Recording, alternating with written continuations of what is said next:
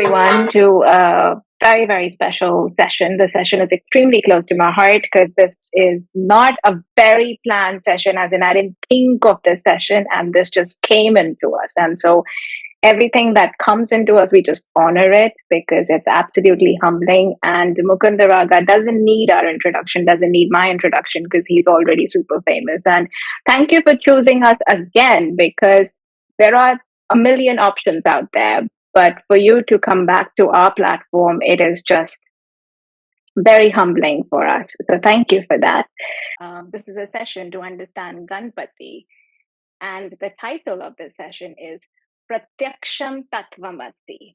And as I said, it's to understand Ganpati, who's the giver of knowledge, the obstacle remover, the first to be worshipped.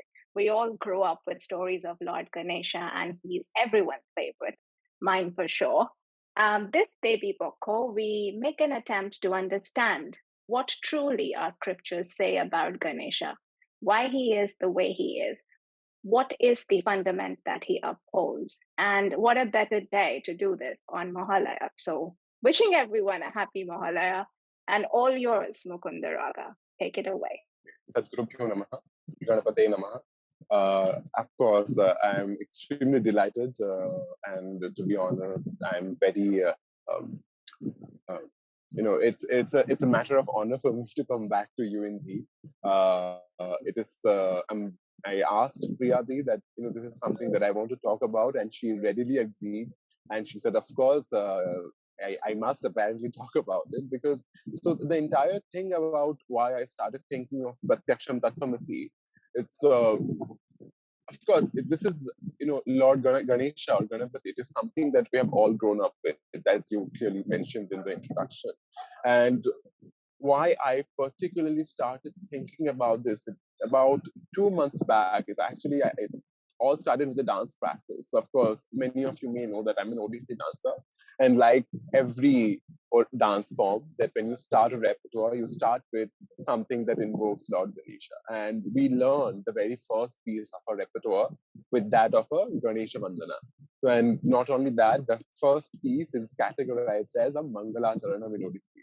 Now, Mangalacharanam, it normally means, it's an act or it's a prayer that you start before writing or doing something pious. For example, if you read your scriptures or commentary, or if you read any kind of religious book, it will start always with Sri Ganapataye Namaha, and then it will have probably one or two shlokas on Sri Ganapati, and then the Acharya will start commenting on or writing whatever they want to do.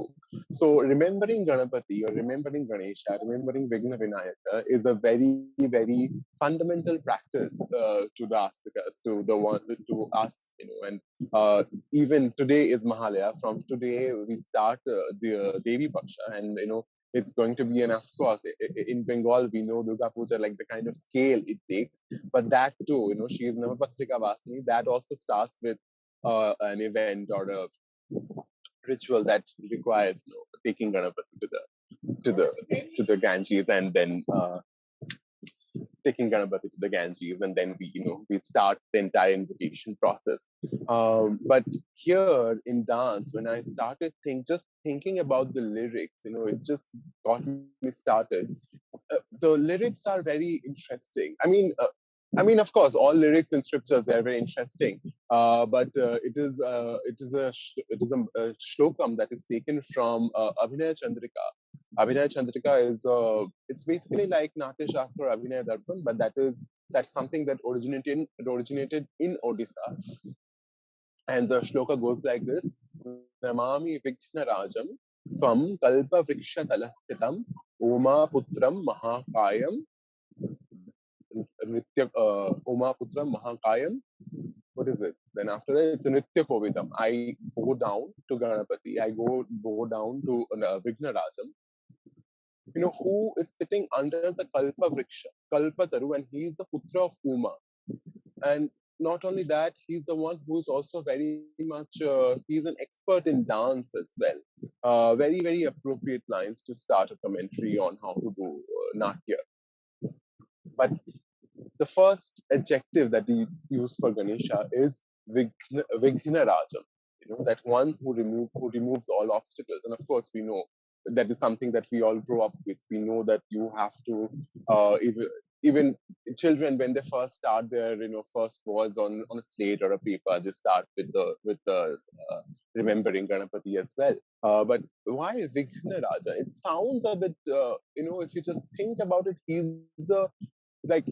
is the ruler of Vigna. So like he is the one who's ruling upon all the obstacles. But if he is a god, like why? I mean, it's a bit counterintuitive, isn't it? That if he's the one who's removing, like if he's the one who's removing all the obstacles, why should he be the king of it? It sounds like he's the one who's sending all the obstacles to him, to everybody, doesn't it? So that is how the entire thing started. But for example, if I'm a Raja of any place, if I am the king of any kingdom, then the subjects of my kingdom are supposed to listen to me, and they will do exactly what I ask them to do. Basically, as if I ask them to go somewhere and do something, they will do it for me. But he's doing just the opposite. He's just controlling them.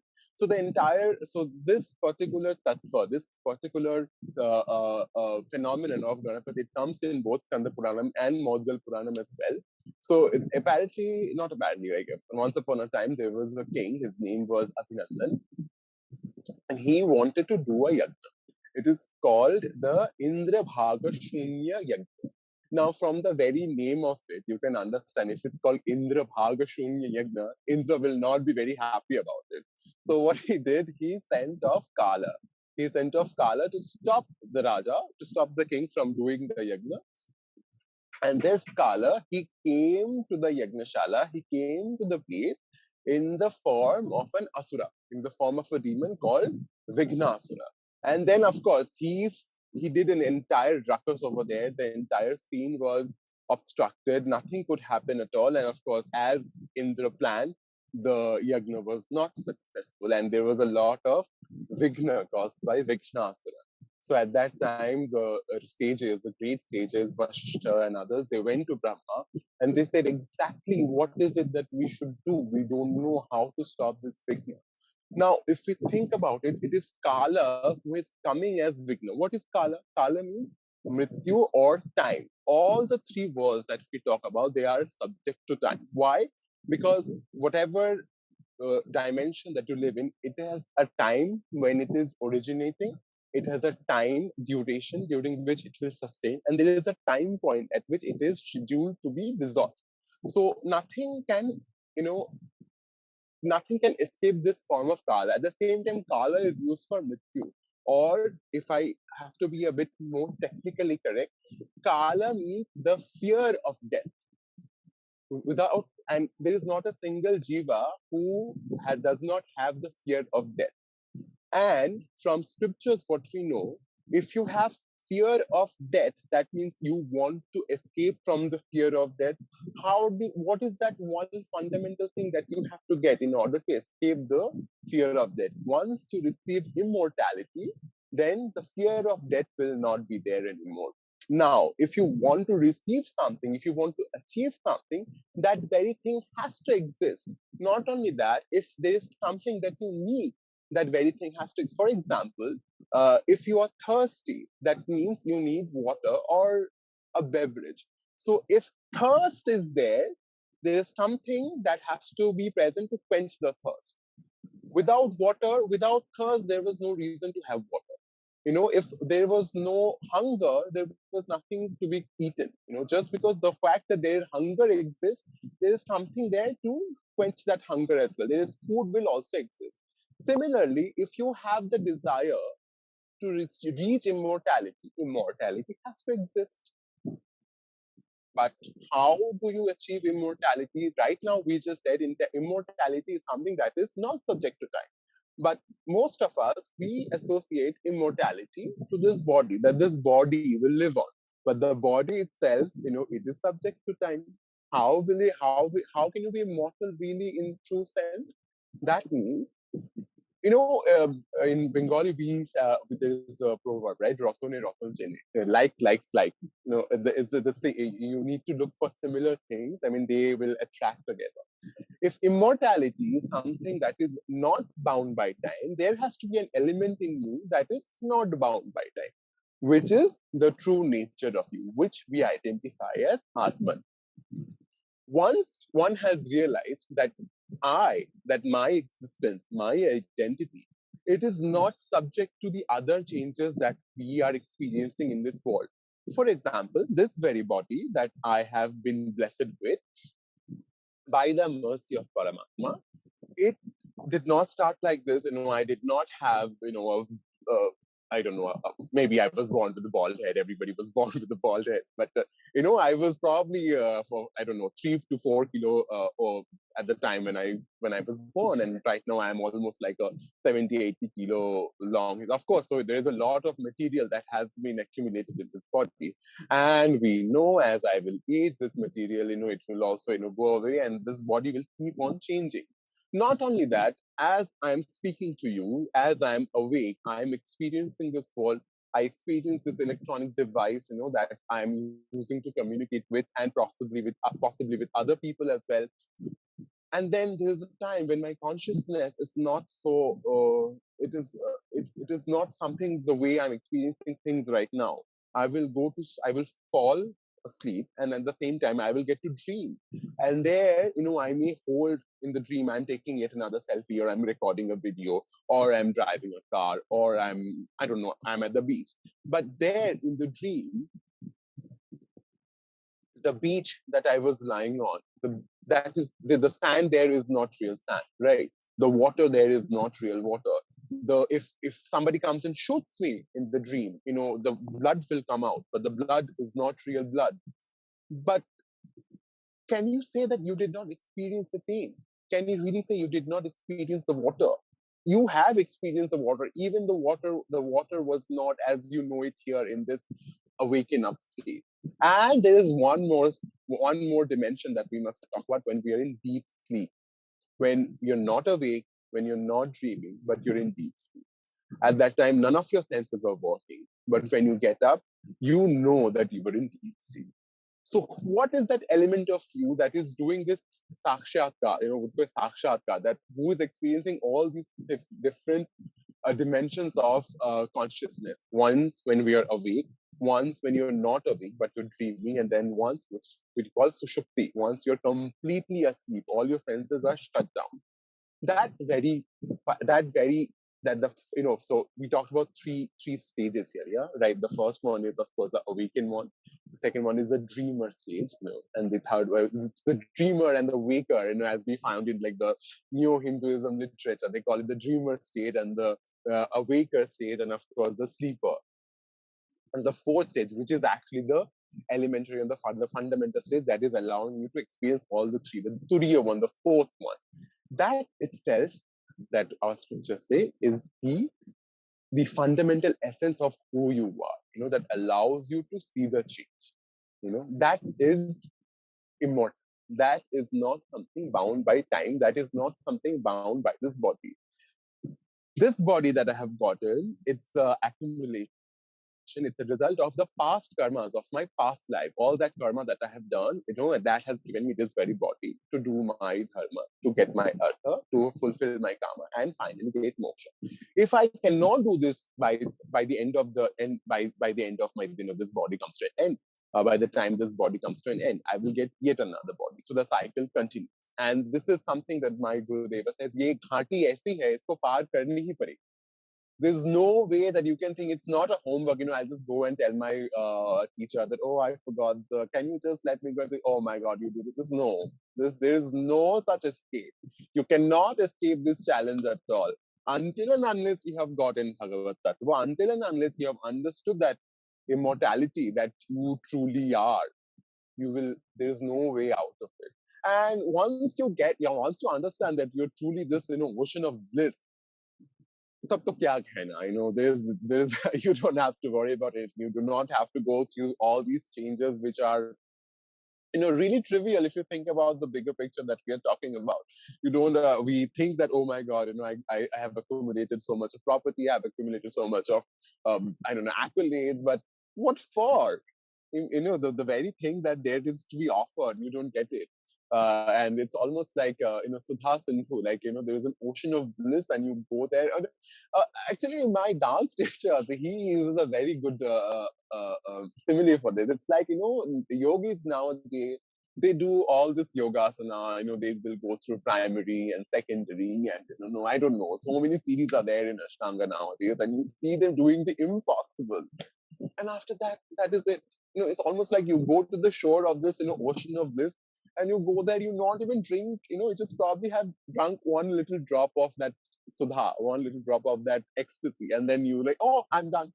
Or it's almost like better, you go to this very Michelin star restaurant, and you have this platter full of, the platter itself is made of gold, and you have all these silver little serving bowls, and then you are served all the food in it, and then it's the colors, the fragrance of the food, the how the entire thing is scattered. You look at it and say, oh, I'm done, I'm full, and you don't actually eat it. That is how it's almost like. So gathering all this knowledge that you need for an earthly sustenance, gathering all the money or material gains, it's actually not going to serve you anything if you have not understood the true purpose of our life.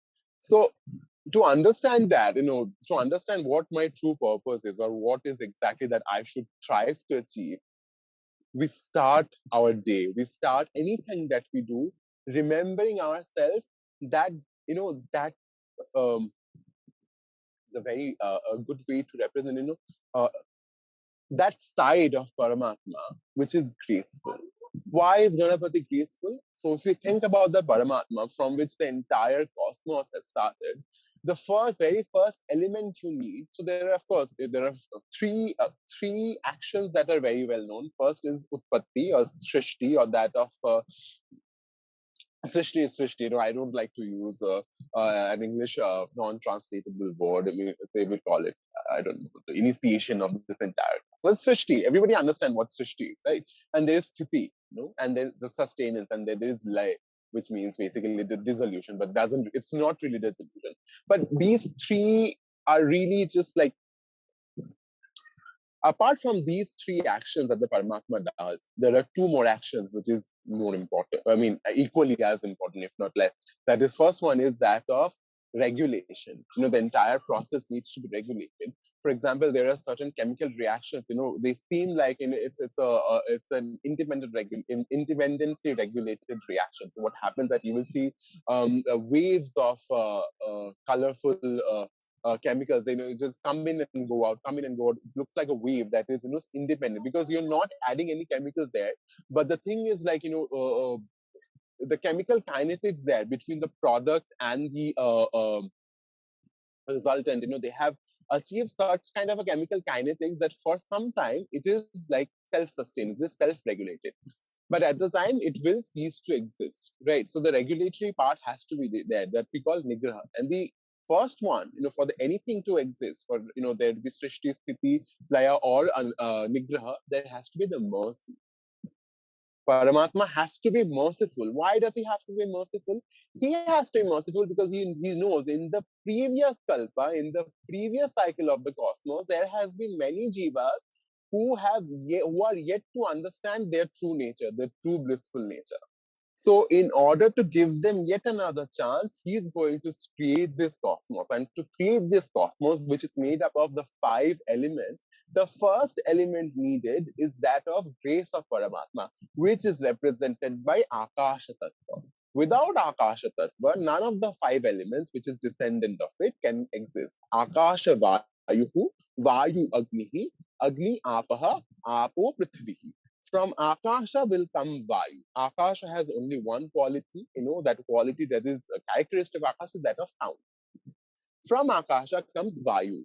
Vayu has 2 qualities, that of sound because you can hear wind, right? And that of touch, sparsha.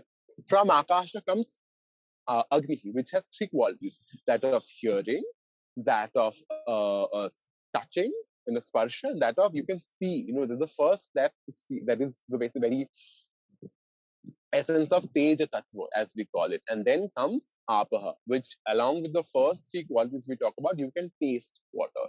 And finally, the 5th element is that of Prithvi, which has all the previous 4 qualities plus It has the quality of smell.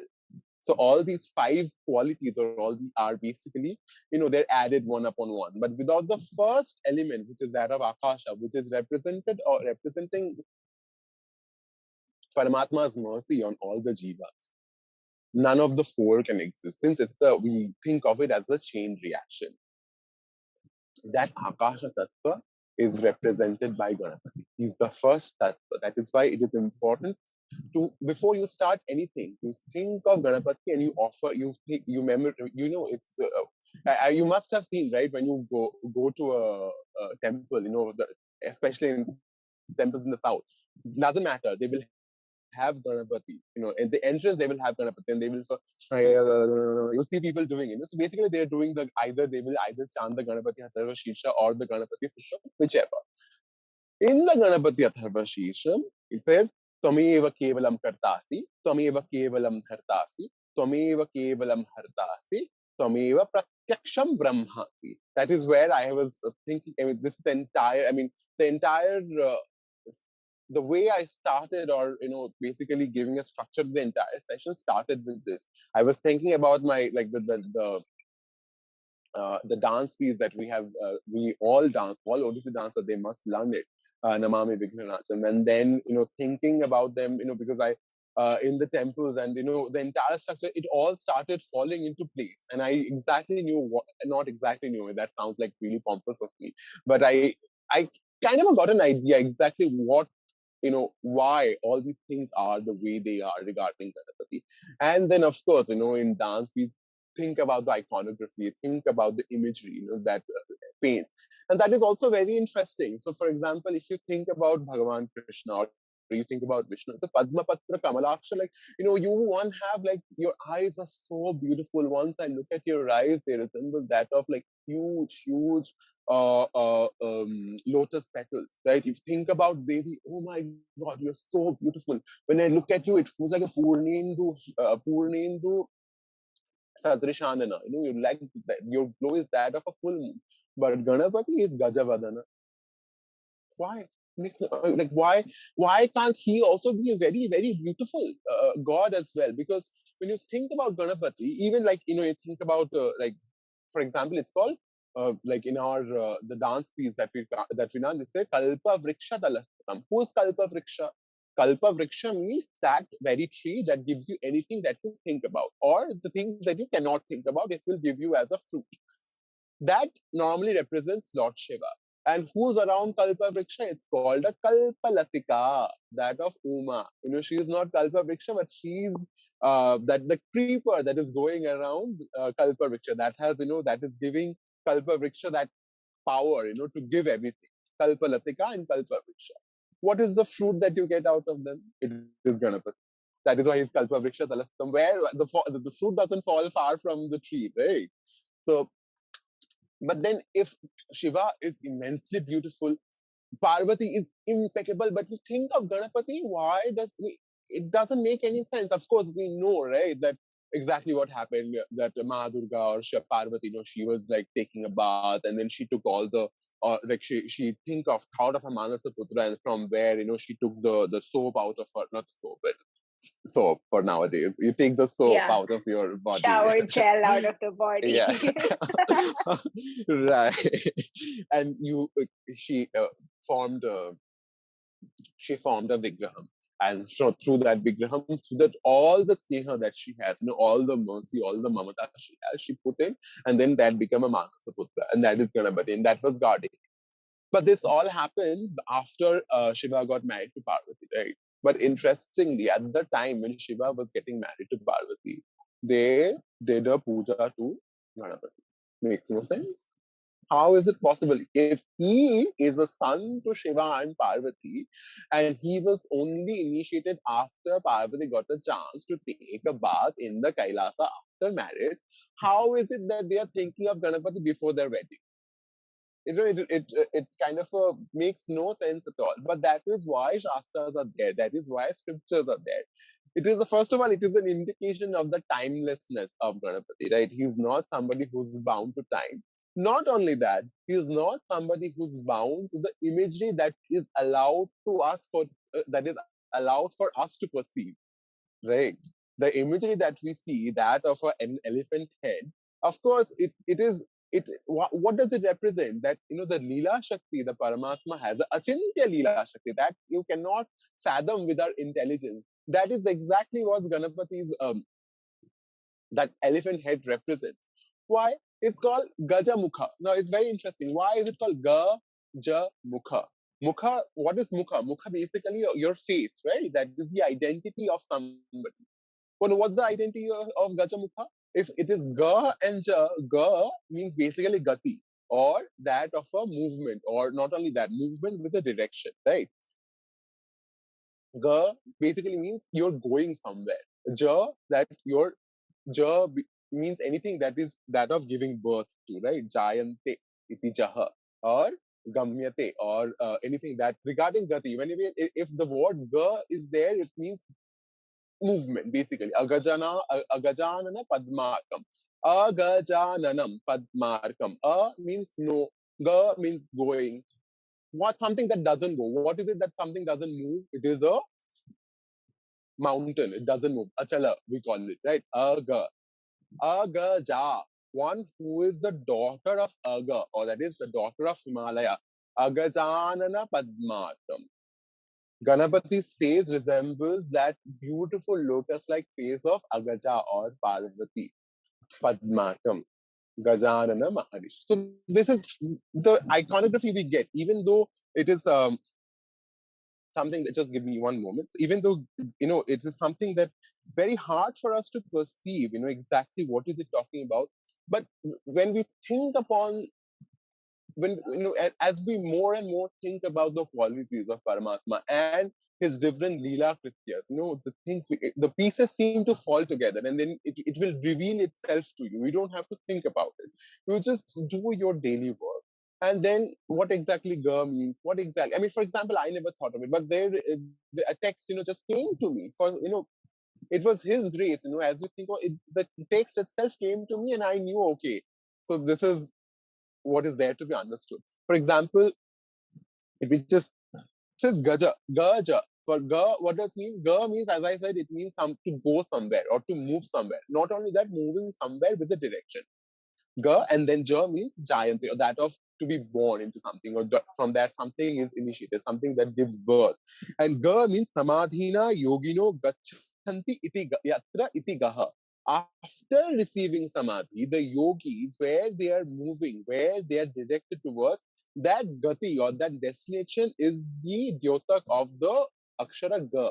Ga means basically a direction after you receive samadhi in yoga, which is basically the last step of Ashtanga. You get a vision, and that vision will direct you at a position. Where is it directing you? To Ja. What is Ja? Ja means what is basically to birth. But what is that birth? It is Yasmat Bimba Prativimba Vattaya Pranavatmakam Jagat Jayate Iti Jaha. That you're going towards that very origin from where this cosmos is created. That Pranava Bindu that we call it, the first element, Akasha, and its first quality, which came is as Om. Pranavatmakam Jagat Jayate. Not only Pranavat, it's Bimba Prativimba Vattaya. Vimba means my image. What is its Prativimba? The reflection that you see on the camera on your screen. Just like Paramatma or Ishvara, he is timeless, not bound by any space, not bound by any time. From his reflection, or the cosmos that he experiences is basically a reflection of his very self and his power. That is the Vimba Prativimba Vattaya. Just like from Vimba comes the Prativimba, just from an image comes the reflection. Similarly, from Paramatma comes cosmos. And that is not only that, it is a very dyotak, or it is a very indication of from where we all are supposed to, well, all have come, and where we all are supposed to go. Not only that, then we think about he's called a Vakratunda, right? His the trunk that he has, it's not straight. You never see a Ganapati like this. It is always, there's a either be a Turn, kundali, or tucked there'll be away. some kind Yeah. of a, Yeah. yeah, Yeah. yeah. Vakratunda. The Tunda, or again, as we call it, basically the identity of somebody. It is Vakra. It is something that is not straight. Because understanding Ganapati or understanding that Pranava, understanding the very source of origin is not a straightforward thing. You have to go through a lot of, to get his real identity. You have to follow this tortuous path, and then only that you get that sakshatkar, you get that darshan. And how did you do that? Look at his ears. They're so large. They're called Shurpakarna. Shurpa means basically in Bengali it's called a kulo. So you take your crops and then you do this movement, and all the thing that is not wanted is, it's a shanawe basically. I don't know what's the English for kulo, but I'm sure even in the West they must have similar devices, right? Because it's a very simple design and it must have existed. So his ears are telling you that when you listen to all these Shruti Smriti Vakyas, they may seem, it's very counterintuitive. But with the right parampara and with the right guru and your complete faith, you're able to do this entire screening process that you do with you, and then you will just get the rest, or you just get the essence out of it through listening to it, through listening to your guru, and through understanding the true purpose of the scriptures. That whole imagery of Ganapati, what he really is, comes forward. And then comes the very, very, very, very, fundamental confusion that how is it, why does he have an elephant's face and a man's body? He could just be an elephant itself or a complete man. But it's a folly of every jiva. For example, if I tell you Tattvamasi, you are that, it's absolutely unbelievable. It's how do you fathom something that I am timeless, because it's something that is beyond our logic or beyond our imagination, right? But Ganapati, he is Pratyaksham Tattvamasi. That's exactly what he's showing. Tattvam Asi. If we think about these three different root words, Tat is basically telling you what is Tat. Tat is that Parabrahma, which is Tat Padartha, Pada Artha. The meaning of that Tat Pada, that term means, refers to Parabrahma who is not bound by any time, form, space, or anything. Tvam refers to Jiva, which is bound to time, which is bound to space, which is bound to all the things that he does in his lifetime. And Asi is basically tells you that it is there. It is the reflection of the fact that even though these things may seem different to our intelligence, it is really not. Why? How do you think about it? For example, if you think about milk and curd, from milk it becomes curd. So basically, milk without milk, curd really cannot come. And that is the logic we use, that the karya, which is dadhi, or the karya, which is curd, and the karan, which is milk. Without milk, without the karan, the karya cannot exist. So essentially, they are the same thing. The image that I see, that is, what is to be seen, and how I perceive it is with my eyes. And what is it that allows me? It is the light. Without light, I can't really see anything. Without light, my eyes don't function. So basically, all these three things are a manifestation of the Teja Tattva. If Teja Tattva was not there, of course, you can't see anything. What is to be seen is irrelevant, and how do you see it is irrelevant. Similarly, when think about Bhagavat Tattva is that something that may seem foreign to us. That divinity may seem foreign to us. But what is the very essence of Bhagavat Tattva? It is prem. Because there is prem, because there is this unconditional love between me and my true object of desire. That is why I'm attracted to him. If Prema Tattva was not there, Bhagavan would not be there, Bhakta would not be there, Bhakti would not be there. Without this Prema Bhakti Bhava, none of these can exist. So basically, we are all subject to Bhakti. We are all subject to Teja. We are all subject to the fundamental principle that governs us all. And that, all these counterintuitive things, all these confusions that scriptures themselves kind of indicate us. Ganapati is the very he's the very manifestation of all these confusions, and not only that, he's the answers to all these confusions as well by his very image. If you just think about all these characteristics that confuse us, And then if you have the right word, if you have the right shabda, if you have the right vakya to think upon us, all these things, they get cleared. Oh, one more interesting thing, very, very funny, and it is something that kids love the most, his vahana. He is this huge, huge, huge guy, and look Mouth. at his vahana, it's a mushak. Yeah. It's that of a mole. How does it work? And of course, we know this entire joke. We have learned this called, oh my God, Ganapati could not run. So basically, he was not as fast as Kumara. So that is why he was very, and not only he was not as fast as Kumara because his large body, and Kumara was like very swift and well built. Look at his vahana, his mount, that itself is not very efficient. So he just took three. But what does Mushak mean? If you think about just the word itself through the drishti of Vyakarana, Musha steye. Basically, Mushak steye. Steye means basically to steal, to steal, chori karna basically. Stay to steal. Theft. Why? Why is it called so a mushak or like a mouse or a mole, whatever you call it? All these things they form the same category, they belong to the same category. What do? They live inside a bill. They live inside their nest, and they come out. They will steal everything at night from your house, and they will go back to their nest. Interestingly, nobody can call them you're a thief. Why? That is this very nature, to steal. You cannot question something based on its true nature. You cannot question, why does water quench my thirst? This question is baseless. Why is sandalwood? Why does sandalwood smell so good? If this question is baseless. Mushak, why does a mole steals? This question is baseless. It makes no sense. Similarly, Parabrahma Paramatma, where does he live? He lives in the nest of your heart, you know, in the form of Mushak itself, and he will go and steal your heart. Not only that, all the things that you are supposed to enjoy, where is that entire thing going to? It is going to him only. Anything that we do in our Sanatana Dharma is nothing for ourselves.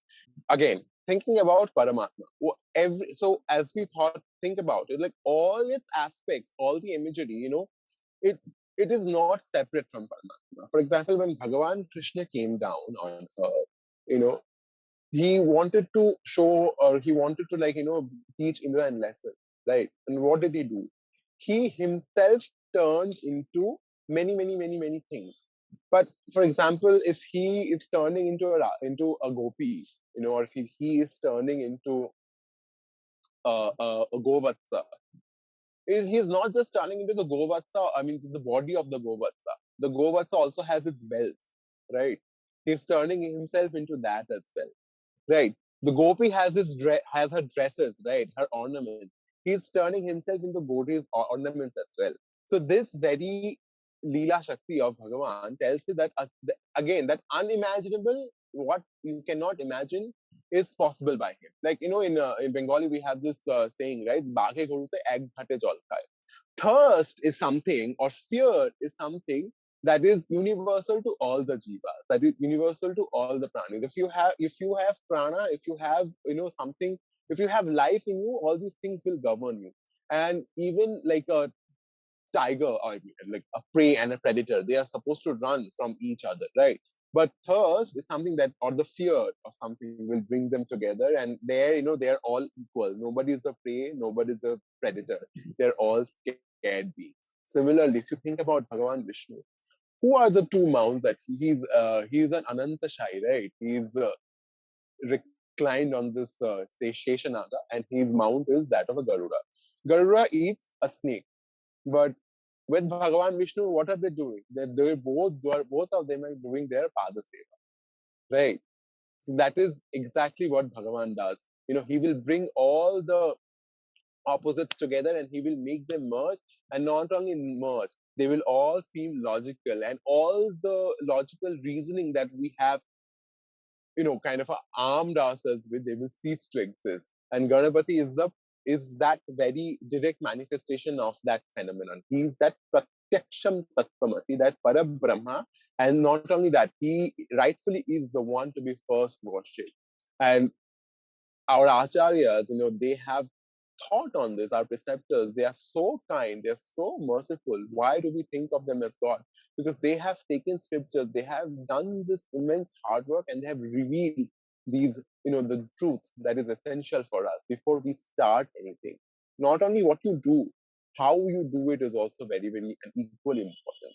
And how The to do intent, something yeah, the intent is exactly, also that's what plays the most important part. The intent of why we are exactly, into the karam that we are doing. That I think is exactly. a key driver. Yeah. It's in my job interview, I was once asked why do you, like, for example, why would you want to do a dance teacher? Why do you think that, they have these kind of HR marks, the things that they have to ask, why is the candidate really good enough? And there, the thing, I mean, what we all know, but it's the bitter truth. Basically, a school system nowadays, it will only teach you to sustain this earthly body, this material body. It doesn't teach you anything else. You learn about geography to exploit the earth. You learn about history to exploit the policies. You learn about science to exploit the materials. And why do you do that? Basically to sustain yourself. Even the environmentalism that we are being taught nowadays, the sole purpose is that we will cease to exist. It's not because the environment or the earth herself is something divine and we owe something to her. No, because in order to exploit more, you need to manage the earth properly. That is basically the crux of today's environmentalism. And this is not true care. This is not true love. This is not true responsibility. And why is it that the entire pattern falls into this space? Because the entire education system that you see, it is basically serving you to think of this body only. Not even your community, only yourself. Only you are an individual, you are divorced from everything else, and you should do anything to get yourself going in this world. It doesn't matter what. So dance is something, or music is something, or arts are something that tells you something completely opposite, right? When you dance, of course, yeah, you build a lot of muscles, you get a lot of stamina, but you can't do this all your life. But there's something more. For example, in Durga Puja is coming, right? People are going to be dancing on the streets. Who thinks about, oh my God, I'm going to dance on the streets because it's going to give you great stamina? The it makes It's no an sense. I expression. mean, it is important for us, to show our children there is more than this body that we need to think about. There's more than the other bodies that you see around. So there is more to themselves, and there's more that they can, really want in their life, and then we can have as an offering. We can have not an offering to their body itself, but something that, and really, recognize that there's something beyond their material body, the material body that will cease to exist. So everything that we and others should do, it should have that in mind, that we are something beyond this material body. And anything we start, it should be for the for the better for the betterment of that thing. Even in it may not serve me immediately, it may not serve my body immediately. In time, my true nature will get the benefits. That is why we strive to do anything. That is why you should start your day with a Ganapati Vandana, or you should, or any Ishta Devata for that matter. There is no, they're not really, they may seem different. Ganapati itself, he's a Dyotak. He's the indication of all these counterintuitive things, all these, that are on the other ends of the spectrum of logic. They may seem oppositely placed, but Ganapati brings them all together through his very image. No other imagery will so profoundly reveal this to you that the way Ganapati does. So we are grateful to our acharyas that they bring these truths to us, and this is something that, of course, it might seem like a deeper dive into the scriptures, but if we just keep this in mind, and for example, and we have done this, like I remember, like asking my mother, oh, like our Griha Devata is Radha Mukunda, right? So I asked mother, who is Radha? because the story of Radha is not really clear. Like her identity of Radha is not really clear to us. Can you call her Mahalakshmi? No.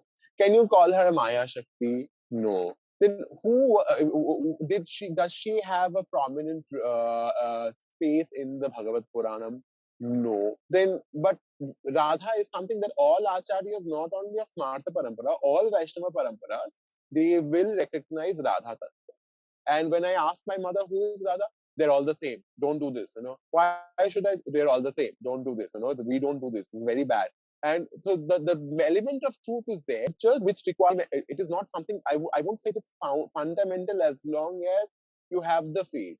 Somebody with strong faith in Bhagavan and strong faith the tattva that he represents, and it is something not you can teach with scriptures. Tattva cannot be taught by. I mean, yeah, you can have an idea of tattva, but to have strong faith in it, it cannot be taught by scriptures. It cannot be taught academically. It's something that comes within, and it is something that comes with something. You need conviction because a lot all these things our scriptures talk about. They do talk about logic, and at the same time, all scriptures will submit that Bhagavan is not something you can prove by logic, because proving Bhagavan by logic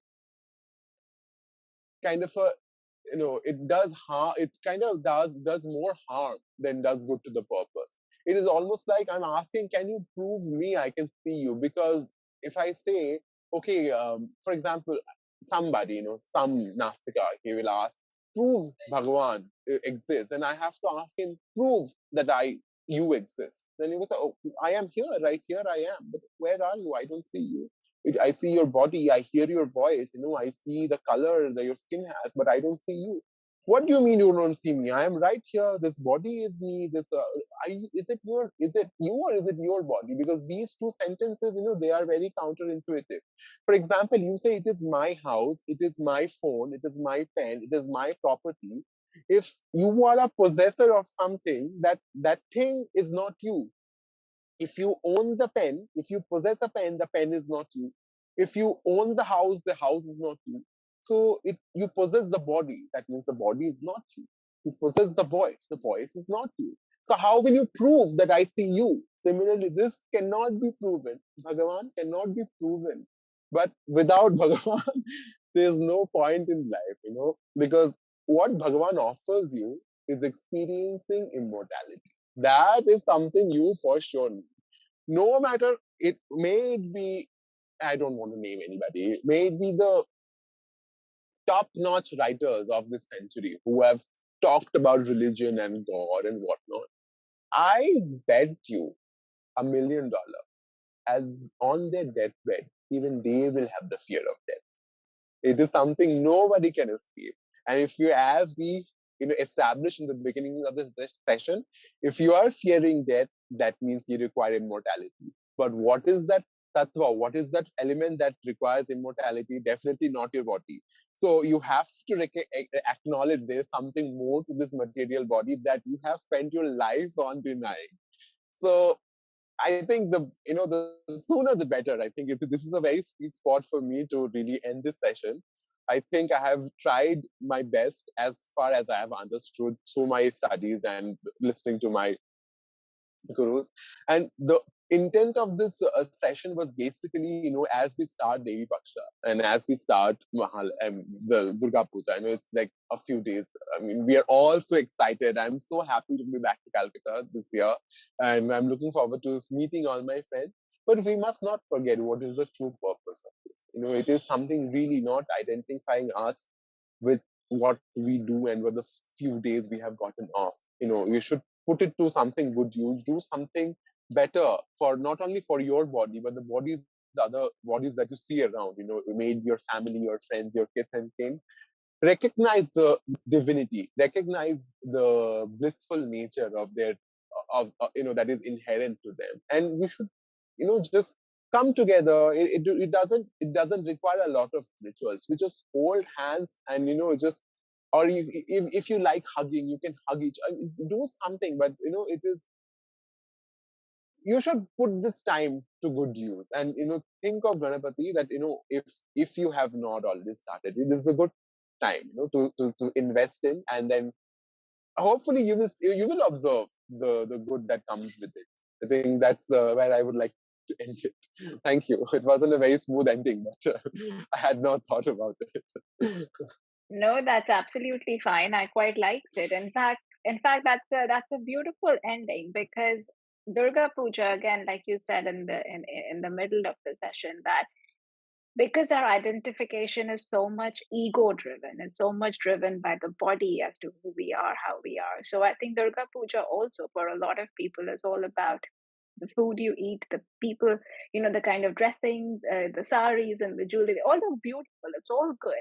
But that remembrance, that simran, that state of being consciously aware of and being connected to your true nature, to who you are, that is very rare. I think if everybody is able to get there, I'm pretty sure not all of us are not going to get there. But for those that try and try, maybe will not succeed in this body. Maybe we have to come like with 10 more, and then at some point we'll get there. But I think that state of remembrance is very, very crucial, especially in the times that we are in today, competing with machines on one hand, competing with like it's crazy with so much of information overload and this age of information as we are successfully living in, where we are completely like very detached from who we are, which is why there is a high rise in mental illnesses around. And you see it every day in newspapers. You see this dissatisfaction. You see this constant battle about identity. But the fact is, we all are here for a purpose and to connect to it, to stay in it, to remember it. And then we have all these deities and like you said, this whole imagery surrounding Lord Ganesha. I wasn't aware of it in depth, but it is something like I love Ganesha. It's just like the most cutest god ever. So I just love that, and for me, it's pretty much something that brings me a lot of joy. Whenever I see Ganesha, it's like, oh, I want to hug the idol. And to go beyond that in a state of like, what is it about this form that I have, going from the form to the formlessness and that journey, it's I find it fascinating, but to do that it's quite tricky because again we are ruled by our senses and our bodies, and we just want to be here because it's a safe spot. So what do you have to say, since you're very young and you're kind of venturing into this? Do you personally find it daunting at times? Do you get asked this question that why are you doing it, like what is the point of it? um, it used to be a more prevalent question, maybe like when I first started in. Now it's just a part of my daily routine. And as you pointed out, not all of us will get it in this life, and possibly, we have to take one life. But it, how I like to think of it. For example, there are. I remember so my college, which is like Baligan Science College, and as we passed, and I used to take a bus from there. I would walk to Goria Hut and take a bus. And there used to be a very huge marriage, I mean, some kind of a wedding hall. It was like some kind of a hall, they used to have. It was always booked, and they would have cooked the most amazing food. And of course, no, I was never invited because who am I, right? Of course, those with an invitation card, those who had an access, they could enter into the ceremonies, they could enter into the event, and they could enjoy all that there was to offer. For me, all I had to do, I could just pass by. And since I wanted access to it, that intent was there. And because of that intent, I feel the smell that I got of the food. That that was even more beautiful. If I was just a passerby without any intent to have access to it, the smell would be just any other common smell. But since it is something that I wanted so badly, even the smell, even though it's not the real thing, right? Of course, tasting food is completely different than smelling it. But even that smell, even the fragrance, it took me somewhat closer to it made things a bit more accessible in mind. So even if we cannot achieve the true purpose of our life right now, just thinking about it will get us boarded on the journey. And that is enough. Even though I find it daunting, I remember last year when I started my journey, yeah, I used to go to all these temples. Of course, I had never questioned the existence of divinity. It was never a part of my life in any way or form. But you go through different temples, and after to be honest, it did become a bit monotonous for me, because okay, this is just another temple, 1,000-year-old beautiful script, beautiful sculptures. It's just another temple, 1,000 years old, beautiful vigraha. Just another temple, 1,000 years old, beautiful everything. Plus, or just another 1,000-year-old temple. Oh my God, 40 acres of. This is basically how I had experienced it in the beginning. But as I did it again and again and again, and I did not let that boredom kind of engulf me, I understood how lucky I am. How mercy that he has upon me, that he's allowing me and he's giving me access again and again and again to all these places where he has done his Leela Kritya, all these places where the Sthala Puranam is created. Why does he do it? It is for a bhakta to recognize that Bhagavan is merciful and he has been there in world since time immemorial. You're never going to be alone. You should live your life fearlessly. You should love the subject of your life without any limit. That is why he has appeared on this earth again and again. He has given us so many avatars. He has given us so many Puranas, Upapuranas, Aupapuranas, Sthala Puranas. What do they do? They again and again tell us that he is limitless and so are you. And every time you visit a temple, every time you visit a Devīpaksha, that reminder just sets in, and you don't have to do anything. Your head will bow down automatically, and it comes from sheer faith. And the more you do it, the more intense it gets.